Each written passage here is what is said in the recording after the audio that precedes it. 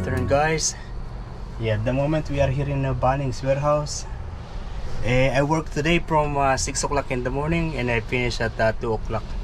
I did a breakfast. Yeah, I end up buying just this one. This garbage bin, but this is going to be like a gray water container. And you notice this? It is working very well. Yeah, very nice. Okay, that's it. I am going home now. Actually, I'm going to the grocery first. And this is what is going to happen if I switch off the engine.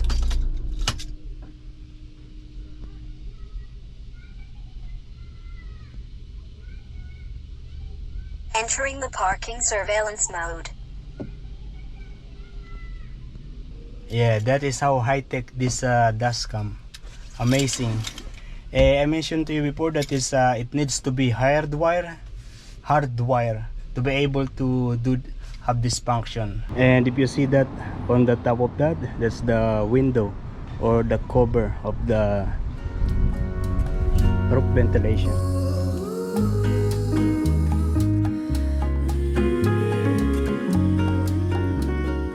I'm going to get one of these. Yeah, this beef, extra lean beef stir fry, $12. Oh, look at this, they have this. You know what is this? This sugar apple. Sugar apple. In Tagalog we call it atis. And I'm getting one of these eggplants. $7.90 per kg. And let me show you this. Yeah, this is basically a coconut. Yeah, to make the coconut milk. This is the business of my parents before. I mean, this is where my parents get money. They do copra or coconut farming. Yeah. And look at that, one piece is $4.50. It's coming from Samoa.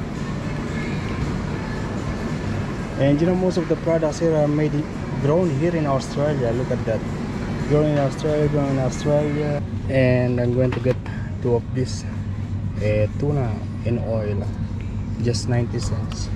Oh, look at this, this 50% discount today. Yeah, regular price is $8, now just $4.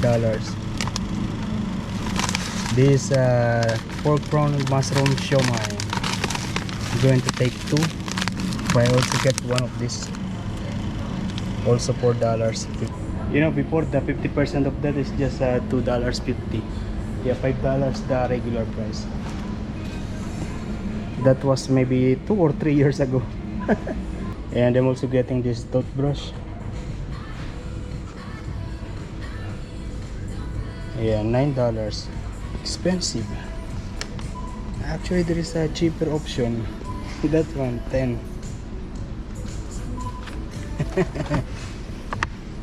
But I don't like. Or maybe this. The same $9. Regular price is 18. It's okay, I'm going to get it.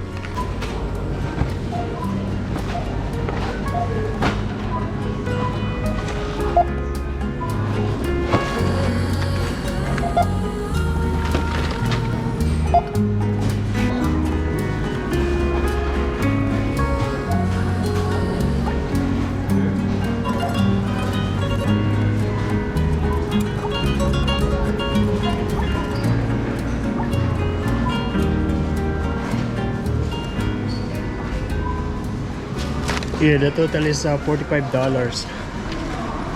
Because most of the things that I bought are discounted, I save $23.70.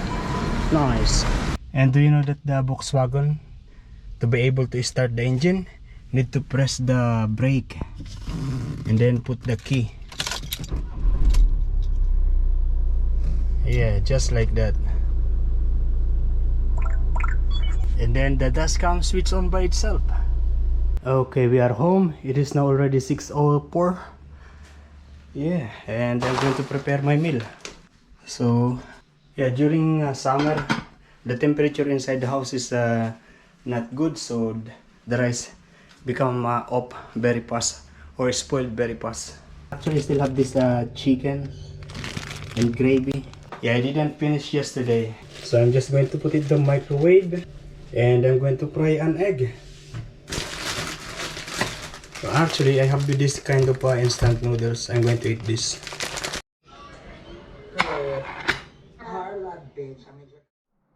What? You're hungry? Okay, I'm going to cook. Yo, good afternoon, guys. It is already 4:40, and yeah, I'm preparing my meal. Today I work breakfast from 6 o'clock until 2 o'clock, and then I stay a little bit in the marina. I took some pictures. Yeah, and then I feel hungry, and now I am here. I already took a shower, and now feeling good, comfortable. Yeah, a while ago I feel a lot of sweating.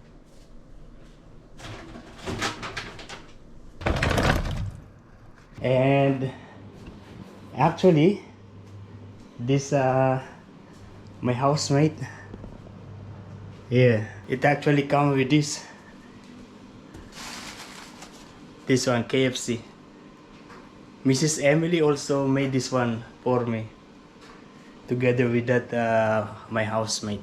And inside there is chicken. Yeah. Once again, thank you to Mrs. Emily for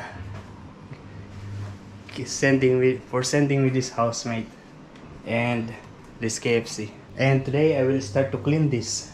Yeah, these are the mess because of the bun. Oh, and just now I realized that Mrs. Emily actually is making these things. Yeah, if you need something like that, like my toy, like my housemate, yeah, you can contact Mrs. Emily here. Yeah, so she actually do some animatronic plus toy. Oh, she's animatronic plus toy artist. Very nice. Very nice. Just now I noticed. That's why this one looks very good. Looks very professional made. Yo, we are here in Woolworths. I'm going to buy something for dessert. Maybe ice cream, because last time 2 days ago, yeah, our chef caught a big fish, a tuna actually, a big one, and then the head he gave it to Inigo, and Inigo is now cooking it in his apartment, and I think he's making a sinigang. So we are going to have a lunch in his house, and I'm going to buy something dessert. But the favorite of Inigo is the sail one. It doesn't matter what is the flavor, but matter is the sail. So we're looking for the sail one. Okay, we take this. 30% Häagen-Dazs salted caramel. I prefer the individual one. So we get this.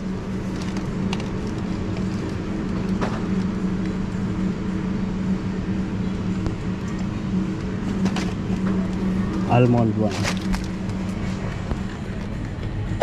And it is a little bit raining now. Hello vlog. Hello everyone. Miss you.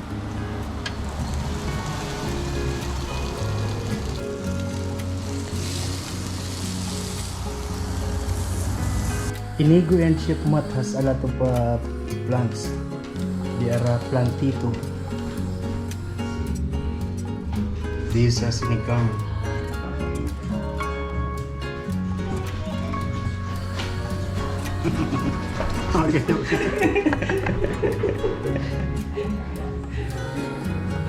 Alam yung commercial ng Max? Hindi pumunta sila Earth.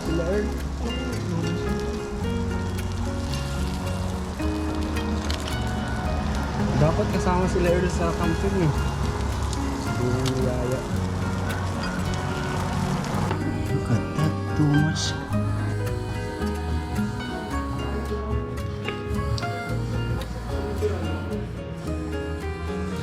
It has been like this since morning, and from time to time there is a little sprinkle of water. So coming from Inigo's house, I actually end up doing this. Yeah, I put this, and also I am doing this now. So basically this is my drawer.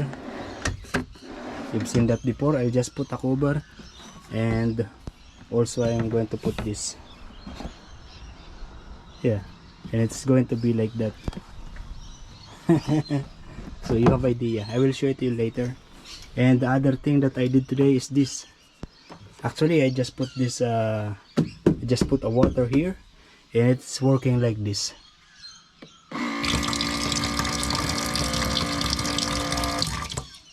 Yeah, and the water will go here. Look at the water. That one. And in case you don't know, this is rechargeable. You can actually put it in the water jug. Yeah, but I prepare it like that. Oh, another thing that I did is this tint. Yeah, I put this tint, so you can't really see what is inside now. You need to do like this to be able to see what is inside. I also tried to put a tint here, but I don't have the heater, you know, a heater gun, because this glass is a curve. I cannot do it the same like those two. Those two is not curved. It is now 7 o'clock. Outside is actually a little bit dark now, and this bed is keep on coming back here and in the car. That's why I won't be able to organize this really. Yeah, this bike crack. I am giving it away. I am very satisfied with what I did today. Yeah, the weather is really nice for me while doing the construction of the van.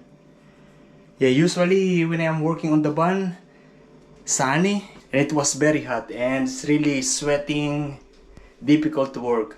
But today, cloudy. Yeah, it was good.